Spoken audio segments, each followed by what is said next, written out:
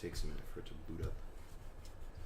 It's always that awkward moment where I'm like, should I start talking now? Should I not start talking now?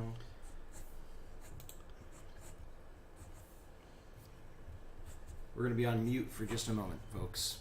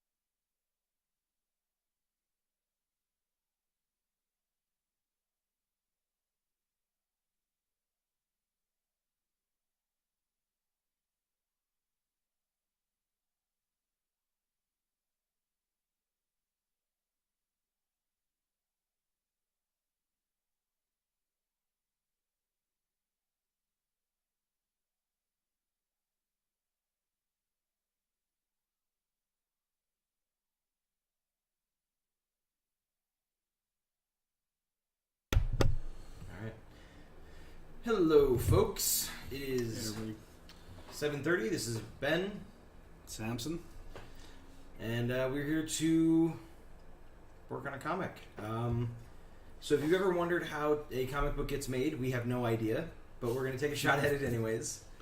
Tonight we are actually working on a kind of an origin story for one of the heroes from our board game Villains and Henchmen. And that is the Powerhouse, who is kind of hanging out in the middle of the screen so that you can get a good look at him.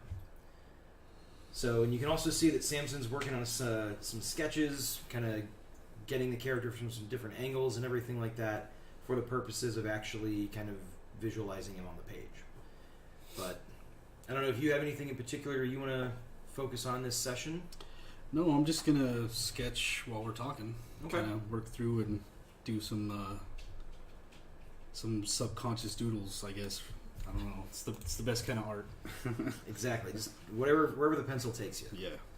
So the idea behind this series is we are basically going to start off with the first session kind of outlining the plot for the character and for the issue. It's going to be a single issue, 24-ish pages, and it's going to be kind of an introduction to the character, their powers, their background, stuff like that. So we're going to be writing it out, at least kind of in broad terms, the plot line, some of the action summaries for the pages and stuff like that, here on camera. Samson, as he mentioned, is going to be sketching the different panels and pages and stuff like that out over the next few sessions. Like I said, right now he's just doing some general kind of character sketches and just kind of getting a feel for the character design. The character is, of course, an original design. I think you created this one, right? Yes, I did. Yes. Awesome. So Samson's already got some general ideas as to what he wants the character to look like, as you can see from the card art. We're just going to kind of flesh that out. And yeah, as far as the actual comic it goes, we have some vague ideas about this guy, like where his powers come from and stuff like that. But we don't have any specifics, like specific enemies or like what his first adventure was or anything like that. So we're going to talk about that here. First off, I think it's probably important to write down that he is... So he's human. He's not like an alien or anything like that. But his powers do come from a... What would that be? Comet? Yeah. Asteroid? Comet, because it comes back around, right? Yeah, I guess it's a comet, yeah. An asteroid would just pass by once and then leave. So... Powers come from a comet. I don't think we want to get into exactly the nature of that comet yet. I think we want that to be kind of a bigger reveal. Yeah. Okay. A little later down the road. We got to keep some secrets.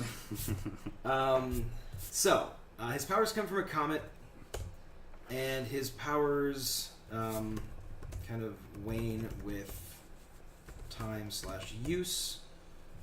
And get recharged when the comet returns to Earth.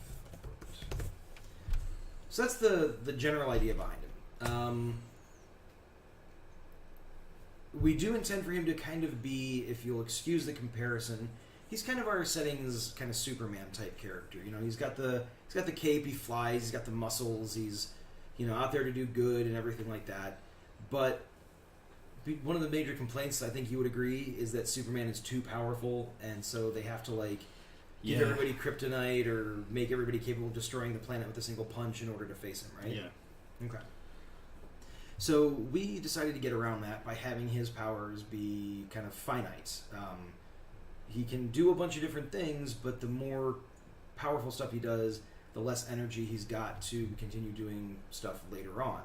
So if he sticks to just kind of like super strength and flight and, a little bit of super speed here and there, he's probably fine for the entirety of the year, unless he has like a really intense case or adventure or whatever you want to call it. But ultimately, he's going to run into a situation where, he kind of has to from a writer's perspective, he's going to run into a situation where he has to choose to either use a lot of his power now and stop whatever's happening, and be guaranteed that he can win, or choose to save his power, kind of hold some of it back, maybe not win, maybe not save everybody, but have enough energy left that he can continue fighting, tomorrow, next week, whatever, until the comet comes back. I think that's kind of the general gist of the character. Which I really love that dilemma too, because if you don't spend everything now, potentially you're going to lose something or somebody, and then you're racked with guilt. So there's like this nice trade-off of knowing when the right time to be the hero and to kind of sideline yourself. It's a beautiful dilemma built into the character. I like that a lot. I do too, and I think it makes this character a little bit more prone to teamwork. Because if he's like, you know what, I can use 35% of my remaining power to go deal with the current situation, or I can get some people in to help and I can use 10% of my remaining power, obviously that's going to be more desirable. So, that's the idea. Creative Play and Podcast, thank you very much for tuning in. Cheers. I'll cheers you with my water bottle. But yeah, feel free to let us know if you have any questions about the character or anything like that as we go along. So, we know kind of the origin of his powers. As far as his powers and what he can do, he's kind of got a grab bag. If anybody watched this old school, was it the Super Friends, like Hanna-Barbera or whatever, yeah, Super Friends cartoon, where every episode Superman had a new power, and then he would forget about it the next episode. Kind of thinking something sort of like that, but in a less MacGuffin-y way. Yeah, in a less MacGuffin-y way. There you go. So yeah, we will flesh out the full extent of his powers over the course of a few stories with him. But at the very least, he's got flight. He's got super strength. He's got nigh invulnerability. He can do super speed. The pretty classic, like, archetypal powerhouse superpowers, and more. I'll just put that for now. As far as his background goes, Samson, I think you had an idea regarding, like, his dad or something like that. Yeah, so I was thinking he is, his father was an astronaut and went out on several missions in orbit around the Earth. And while he was a little guy, actually, before and after he was born, and that's kind of where the comet's going to come into play. Exactly. So I'm just rearranging things just a tiny bit here.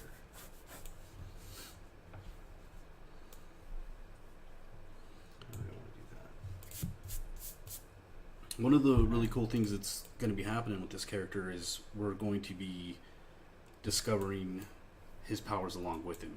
So a lot of the stuff that he can do, he doesn't even know about yet, or maybe he doesn't have a grasp on it.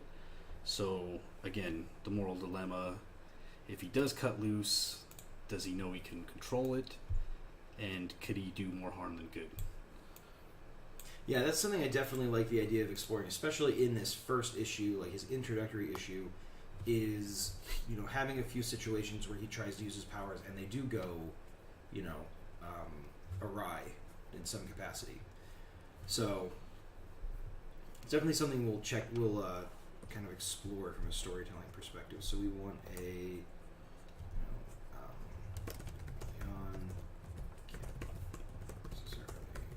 powers needs to be careful / discreet. All right. So his dad was an astronaut, went into Earth orbit several times. Sorry, I kind of mumbled there. And sorry, what did you say after that? I was trying to fiddle around with the display to get it to fix it. Yeah, I didn't really go too much more into it. Just that that's where the introduction of the comet would happen. Would be in relation with what his dad does for a living, which is where everything will kind of start to happen. All right.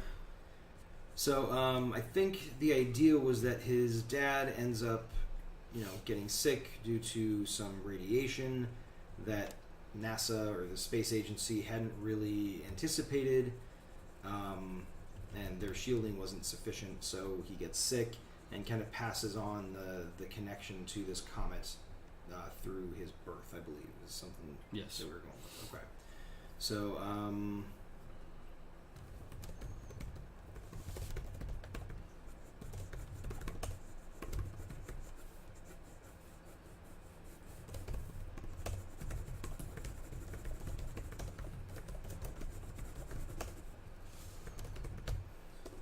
Alright, so that's the general gist of his the origins of his powers. Now, one thing we have not done is we have not given him a name yet. Did you have suggestions? I don't have a thought. I mean, it's got to be a strong name, obviously. It's got to be a solid name, but I don't know. Okay. I think when we were talking about it, we came up with at least a surname for him. And that was Rockwell. Yes. Bit of a shout out to Sam Rockwell. You're awesome. We love you. One of our favorite actors. But we just thought it was a good name. So now the question is, do we alliterate? Do we go with the age-old comic book trope and alliterate his name? Or do we want to give him a more realistic name? Not that alliterative names aren't realistic. If you've got an alliterative name, I'm not saying you're a figment of somebody's imagination. Just, it's not as common. You kind of are. Everybody kind of is. I guess that's true. I'm a fan of both. Actually, I do appreciate that in comic characters, but again, it is nice sometimes to break away from the norm. So, I just like something that fits. I guess I don't know. What about? It's not quite alliterative, but what about Arthur Rockwell? Arthur Rockwell. Yeah, I like that. That works. Yeah. All right. Now, superhero name. That's where it gets tricky. There are so many that are good. Yeah. But they're copyrighted. And I think to a certain extent we can kind of skirt around that if we use a character name or use a superhero name that isn't too similar to this character. Sure. So, like, if we were to come up with, like, I'm not saying we're going to use this, but if we were to say, like, oh, Iron Man, because he's as strong as iron, but he doesn't actually wear, like, a suit of armor, he's not a billionaire and all that stuff, I think the lack of similarities, we would probably be able to get away with it a little bit. Yeah. Unless, of course, we got really big, and then, of course, Disney would just obliterate us from orbit. Smash. Yeah. Hulk smash. But yeah, I think we could probably find something good for him. Have we considered possibly doing something derivative of his surname? Because that's a pretty strong name. True. Or even possibly naming him after our comet? Does the comet have a name? I don't know. There's got to be like a cool Latin thing for a comet. There must be. Yeah. All right. You guys are going to watch as I Google things. So.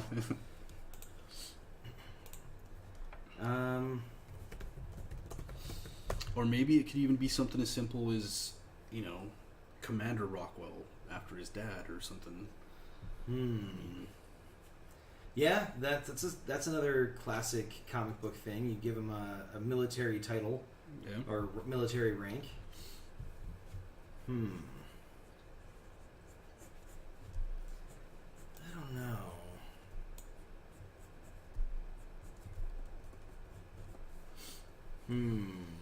Yeah, this is a tough one. I happen to think that the name is the most important part in creating the character. Like, visually, we can make something work, but the name's got to be good. It's got to be... I agree. Yeah. So we'll come back to that. We'll revisit. We'll bandy some ideas back and forth. If anybody watching happens to have any suggestions, feel free to shout them out. We'll at least take them under consideration. But what do we want to happen in this particular issue? I mean, obviously, it needs to be like an origin story. Yeah, there's got to be a little bit of backstory. The whole thing with his father and the comet. Yep. So explain where powers come from, and we want to show him kind of really discovering the full extent, discovering the extent of his powers for the first time.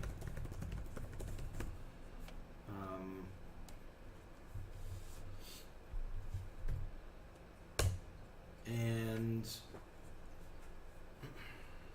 I mean, I guess the thing is, what's the conflict, right? Yeah. That's always the question when you're writing anything, is why are you writing this? What conflict are the characters trying to overcome? So I would think that we want to either consider his conflict being a villain or being some kind of natural disaster or something like that. Those are the ones that kind of jump to my mind immediately. Yeah. Classics. Not every superhero needs to, fight a bad guy in every comic. Maybe they just need to figure out how they're going to save a bunch of people from a wildfire, or maybe they need to figure out how they're going to save people from a tsunami or something like that. So we can play with that. Of course, it could be both. It could be a villain who causes a natural disaster. Sure. So we've got a few things in mind for that, actually. So we could always come back to it. Oh, Is it safe to kind of talk about the others? Oh yeah, totally. Okay, so it would be nice, just from a narrative perspective. I don't know if this is something that would be easy to write, or or if it would be even an ideal story to tell. But it would be kind of cool if the entire story was him narrating it to another hero. Last shot, him and the other hero, and he's kind of passing the lesson on to the next guy. And it would be a nice introduction for possibly the next story, or I like that. Yeah.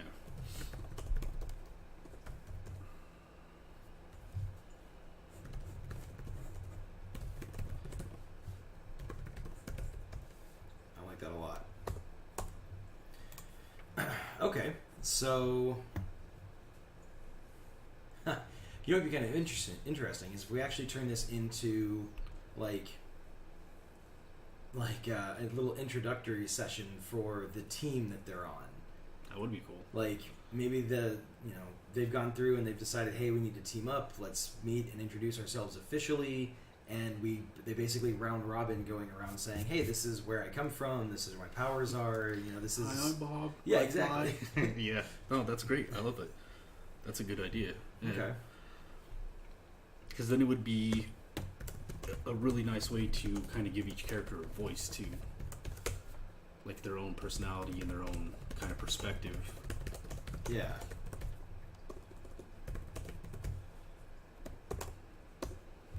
Okay. Cool. Hey, look at that. We've figured out a couple things for the series as well as the comic itself, so that's pretty awesome. All right. So let's talk more about the villain, because I mentioned you could have a villain and a natural disaster. Sure. We actually do have a villain that's kind of perfect for that. Yeah. She's called the Force of Nature in the game. We have a general backstory for her, but we haven't really decided like who her nemesis is or anything like that. I think it would be kind of cool if her and her little gang of people ended up kind of being his like nemesis. So you've got him whose powers come from space, and then you've got the Force of Nature whose powers come from the planet, but the planet is kind of the bad guy that the space is the good guy. Influences from space is kind of the good guy. I like that. That's nice. Okay. Yeah. I don't necessarily know that we want to introduce the entire cohort from the Force of Nature in this issue. Yeah, I think it would get kind of bloated if there's too much. I agree. But I kind of see maybe like the Force of Nature. I'm going to use the FON abbreviation for Force of Nature, folks. So if you're looking at that wondering, what the heck does that mean? There it is. So the Force of Nature causes some disaster in order to draw attention away from her true plans. Because every comic book bad guy has to have some kind of ulterior motive or ultimate scheme. They rarely confess all that to the hero at the very beginning. So I think in this case it's kind of like him responding to some disaster that she causes and not really stopping her from getting her true goal taken care of, but kind of proving that he's there, or showing that he's there and showing that he's going to be a thorn in her side type of thing. nice. So she should only show up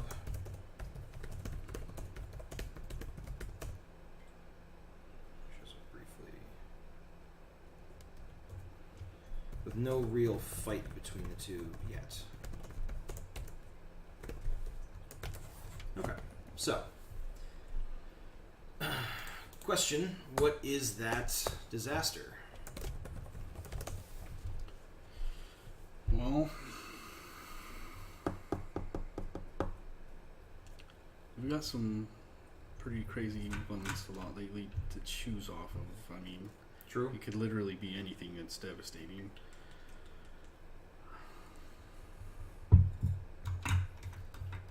Well, and here's the thing, it doesn't technically have to be a natural disaster. Maybe she causes a blackout, like she does a little EMP pulse type of thing, and he has to save a couple of jets that are falling from the sky, and Yeah. I do kind of like what you were mentioning before, the forest fire thing, just because it's kind of unique. I haven't really seen that addressed, and being in California. Yeah, we're based in Southern California, so we see a lot of wildfires. Yeah. Although right now we're getting some much needed rain. Maybe a little bit too much, but when it rains it pours, I guess. So okay, I like the forest fire idea. Oh, okay. So we really like have to. I think if he's gonna like, in my mind, he shows up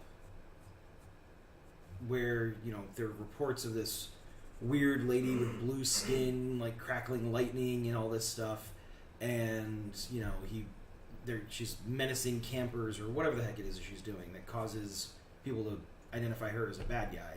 And so he shows up and kind of is like, all right, I've got these new powers, I'm a superhero, let's fight. And she kind of goes, yeah, sure, we could totally fight. Or, you could go save all these people from this, raging forest fire that I just started. So I think he'd have, like, a Boy Scout troop. Sorry, a non-legally distinct scout troop.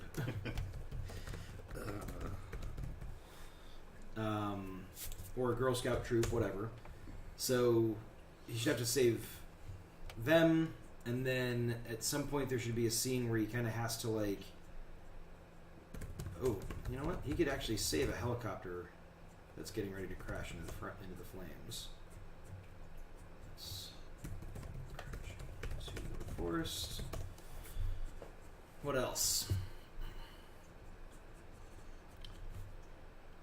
I kind of like the idea of there maybe being obviously it'd be like maybe a national park or something like that, but maybe there's a monument of some sort. Maybe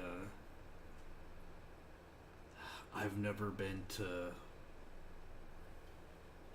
I think it's in North Dakota or South Dakota for Mount Rushmore. Maybe something similar to that, or something that's in peril from the fire. Could be like the Redwoods. That would be great too.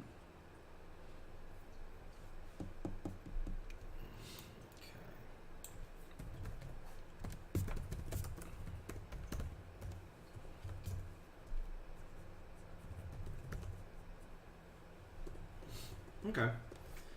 So he basically ends up kind of being thrust in a situation where he has to save multiple groups of people or important locations or whatever.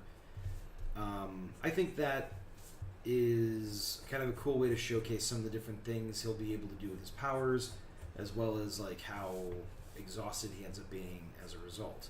Because I imagine this is going to be his first true outing, like really going all out with his abilities, and that's going to kind of be what, like, when the force of, at the end of it, I think the force of nature should like confront him again, and he's too weak to fight her. Yeah. And so she pieces out. She's like, yeah, I got what I needed, thanks very much, and I'll see you next time, or something like that. And kind of like that reinforces the message or the lesson that he needs to be careful about how much he extends himself. Yeah. So.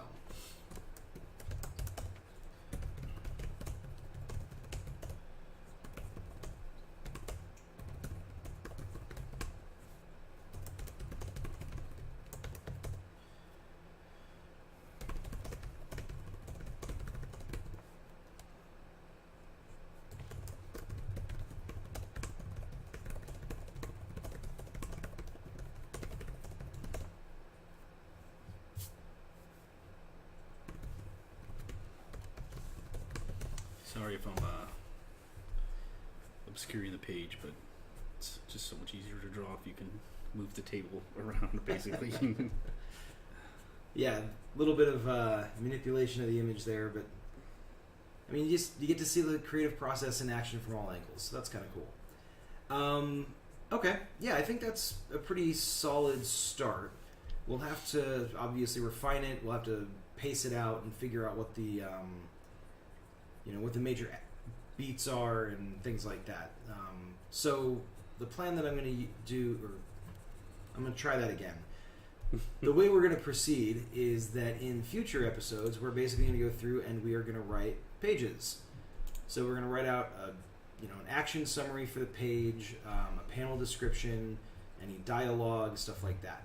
We may start out focusing just on kind of like the action summaries to kind of get the general outline of the story. And then from there, we'd go in and actually describe the different panels and things like that. It's going to be a little bit kind of awkward finding the groove at first, just because Samson's going to be actually kind of sketching these out. in like thumbnail size. So it's kind of difficult to have him sketching it while I'm trying to write it at the same time.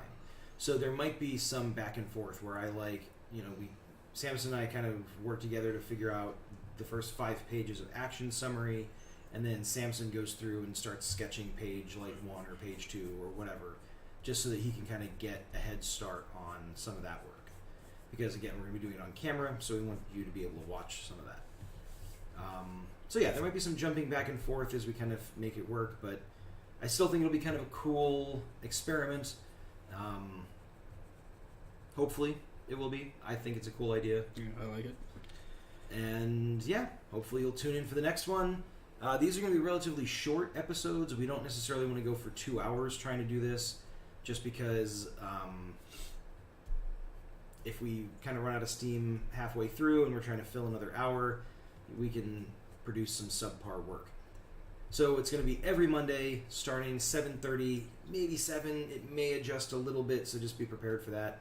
But we will start posting about it ahead of time. Tonight was kind of our trial run, making sure all the cameras worked and things like that. And we'll probably tweak our screen layout. It's a little cluttered at the moment, but first time stream for this particular idea, so we kind of had to work out the kinks. But I just wanted to mention another thing we're going to be doing too is the work that's being created will be probably on Tuesday, Wednesday, be up on the Ravensdale Instagram and Facebook page in probably ink. So I'll probably work on it a little bit more after this, and then you can see the fruit of our labor. yeah, So our that's social awesome. media. So check us out on there. Subscribe, like, friend, all that stuff. Yeah, so you can find Samson at Sour Muse on Instagram. It's at sour_muse. Yep. You can find us at Ravensdale.publishing on Instagram. So you'll be able to find the artwork and everything from today's episode up on those accounts within the next probably week. Sometime before the next episode at least. Another thing is just kind of going to drop this in your ear before we go, is we are looking at doing a Patreon page. Yes. To kind of help support some of the work that we're doing, where the idea with this stream series is that you will see kind of the bulk of the work being done as we kind of write out the dialogue and stuff like that. Samson sketches out the pages and the panels and all that stuff, but you're not going to get it in full color, full detail with all the dialogue in the comic. You're going to kind of see it get to the point where it's ready to be transitioned to a final product. But we won't be sharing the final product on stream. That is something we are going to reserve for Patreon members once we get that page set up, and we'll give details for that when it happens. But kind of the idea is you can watch us create it and write it right here on Twitch, and then on Patreon you can support us and you can get a final digital or physical copy, however we're going to work that out. Did I miss anything there? Nope. All right, cool. That's it for now. Thanks very much for tuning in to kind of this inaugural trial episode. This will be up on YouTube later if you want to go back and watch it again.